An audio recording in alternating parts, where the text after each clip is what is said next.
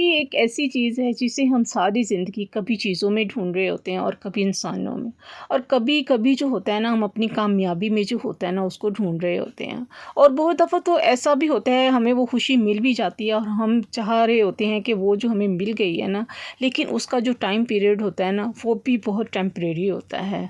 वो बहुत जल्द जो होता है वो ख़त्म हो जाता है। So let's start our today vlog. अस्सलाम वालेकुम, Shagufta lifestyle vlog. Welcome back again, hopefully you are doing great. I am fine अल्हम्दुलिल्लाह। हाँ जी जी, आज का व्लॉग शुरू करते हैं। माशाल्लाह से व्लॉग शुरू कर रहे हैं, मैं तहज्जुद की नमाज़ से शुरू कर रही हूँ। माशाल्लाह से आज है 21वीं शब है माशाल्लाह से, और मैं जो है तहज्जुद के टाइम जो है वो इबादत कर रही हूँ। और अल्लाह ताला से जो है हम सब ही कर रहे हैं आज के दिन इबादत, माशाल्लाह से सब ने ही की है।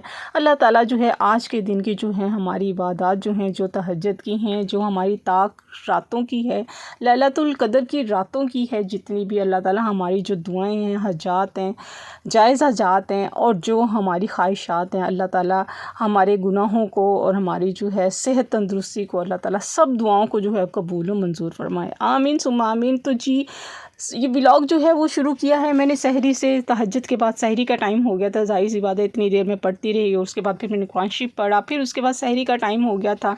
और रात मैंने आटा वगैरह जो था सब चीज़ें देख के गूंद के रख ली हुई थी ताकि मुझे सहरी में जो है वो परेशानी ना हो। तो यहाँ पे जो है सहरी का माशाल्लाह से सिंपल सहरी और अफ्तारी ज़ाहिर सी बात है शेयर कर रहे होते हैं। और आप कहती होंगे इतनी सिंपल सिंपल तो होती है, बिल्कुल खुश्क रोटी खाएं, पराठे बना के, और पराठे बना बना के सहरी खाना। तो बस जिनको आते होती है ना पराठा खाने की, तो वो तो रह ही नहीं सकते ना। सहरी में हो, सहरी हो, नाश्ता हो, या बाज़ दफ़ा कुछ ऐसा सालन होता है तो उसके साथ भी जो होता है ना पराठे का जायका जो होता है ना बड़े मज़े का लगता है, तो वो तो खाए बगैर रह ही नहीं सकते। तो ज़ाहिर सी बात है यहाँ पे जो पराठे खाते हैं ना, जो फैमिलीज़ पराठे खाती हैं उनको पराठा ही अच्छा लगता है।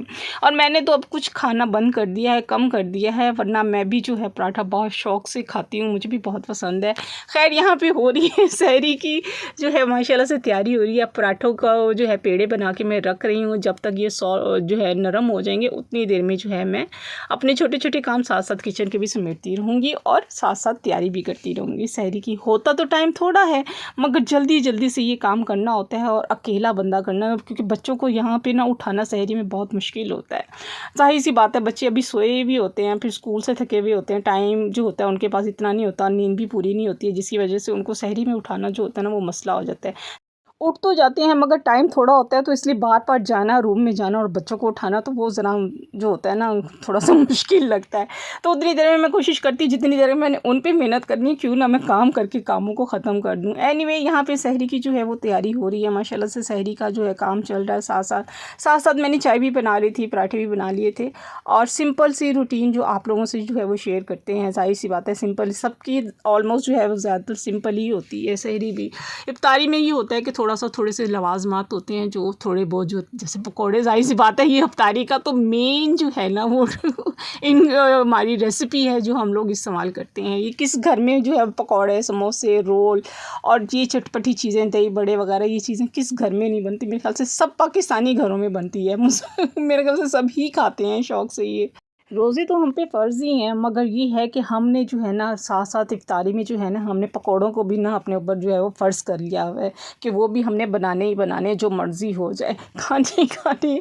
एनीवे यहाँ पे जो है माशाल्लाह से सहरी कर लिया, और सारी चीज़ें वगैरह जो है रात बर्तन-शर्तन धो के सहरी में धो के फिर ही जाके हम बेड पे लेटते हैं, इबादत करते हैं। फिर उसके बाद जो है ज़ाहिर-सी बात है उठते हैं, फिर नमाज़, फिर वही रूटीन जो होती है डेली जो होती है हम चल रहे होते हैं साथ-साथ। आज खाने में बन रहा है उबले हुए आलू अंडे पे बना रही हूँ सालन में, और काफ़ी दिनों के बाद आज मेरे घर में जो है आलू अंडे बन रहे हैं। वैसे गर्मी बहुत है मगर फिर भी बना रही हूँ, बस क्या करें, समझ ही नहीं आ रही थी बनाएं क्या, बस यही समझ आई कि हम आलू अंडे ही बना लेते हैं उबले हुए। खैर यहाँ पे मेरा सालन भी बन रहा है, उसकी भी तैयारी करने लगी हूँ। साथ साथ पकौड़ों की जो है सारी वेजिटेबल्स वगैरह भी जो है ना मैंने वो सारी तैयार कर ली थी।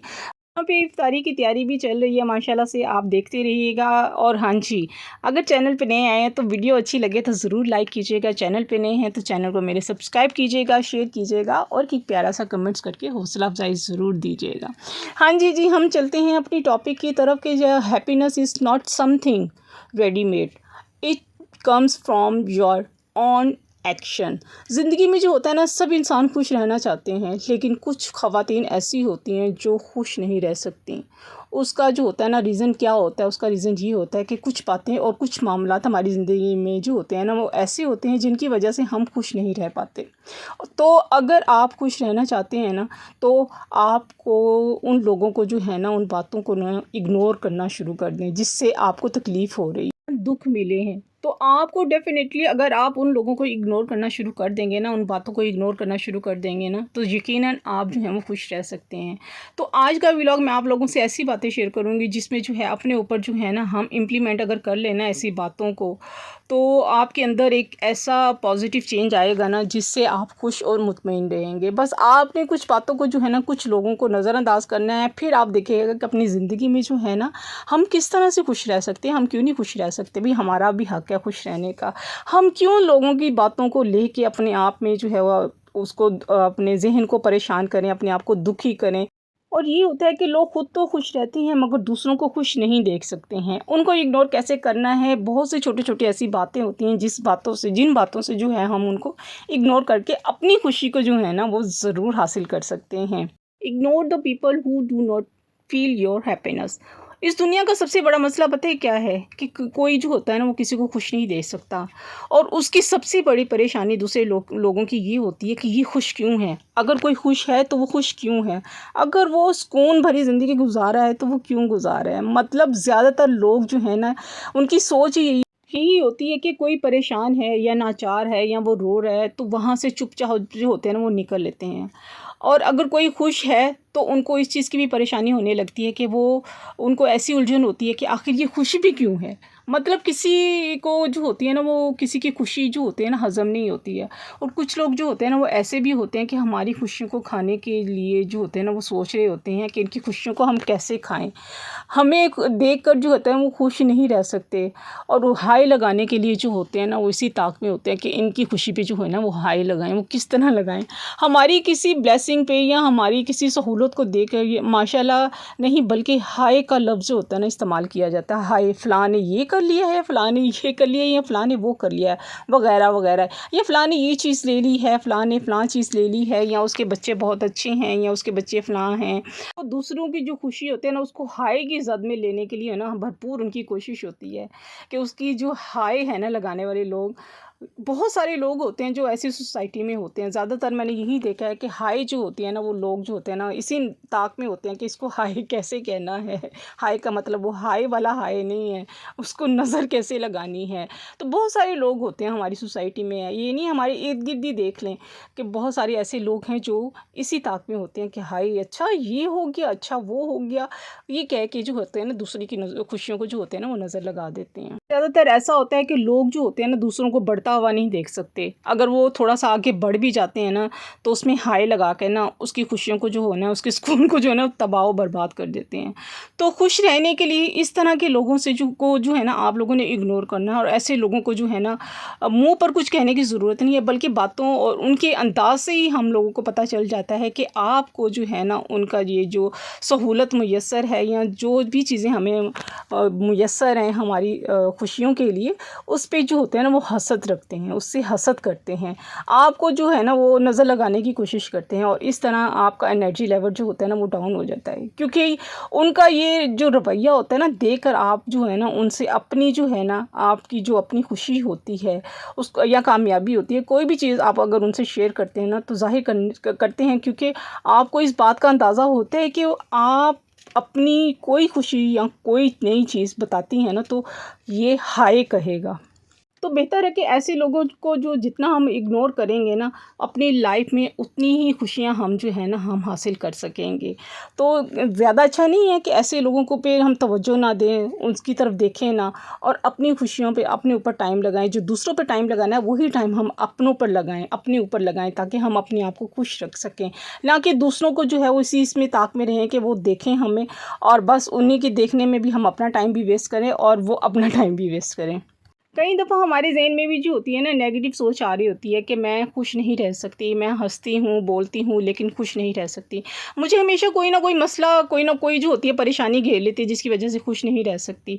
फ़लाँ बंदा या बंदी मेरी ज़िंदगी में ना होता तो मैं खुश रह सकती थी कि फ़लाँ इंसान ने दुखी मुझे करके रखा हुआ है या ठीक नहीं है। सभी की ज़िंदगी में ऐसे लोग होते हैं जो आपको खुश नहीं रहने देते हैं। लेकिन ऐसे लोग जो होते हैं ना उनको कैसे डील करना है हम लोगों ने, ये आपको आना चाहिए कि आप इन लोगों को कैसे डील कर सकते हैं। आपको ये लग रहा होता है कि फ़लाँ बंदा या बंदी मेरी खुशियों की राह में जो है ना वो रुकावट है।